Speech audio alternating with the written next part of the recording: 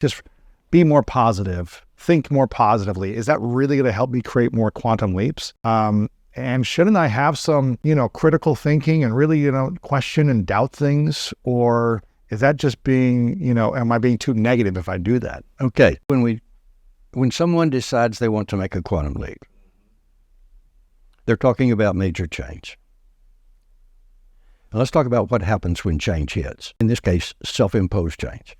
Now, I've seen this for decades in organizations where it's major change. You're being acquired, you're being merged, you're being downsized, you're being restructured, okay? And so it's self-imposed when we're making a quantum leap.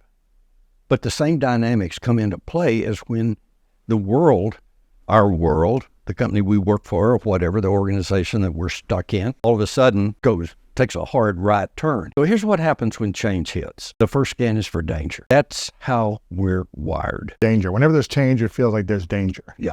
What could go wrong here? How could I get hurt in this deal? What's going to happen to me? And all of these me issues come into mind. So, who was it? John Dryden said, self-defense is nature's oldest law. And so our defense mechanisms come into play. But when change hits, whether it's imposed on us or self-imposed, the first thing that happens is, okay, things are changing and the future gets a little blurry. So we got a new dose of ambiguity and uncertainty, okay? And people vary greatly in their tolerance for ambiguity. The second thing that happens is the trust level drops in an organization. You're going to change yourself, make quantum leap, the trust level in yourself drops too. The villain voice goes crazy with that. So we got the ambiguity and uncertainty, the drop in self-trust, and then self-preservation takes over as a driver of behavior. It does in an organization, and it does in you as an individual when you start to make a quantum leap. Okay, and so we're in the negative zone now. It's all negative. It's all negative energy. Yeah, it's concern. It's that concern. And we may be griping, we may be criticizing, complaining, all of this kind of commiserating with the people around us.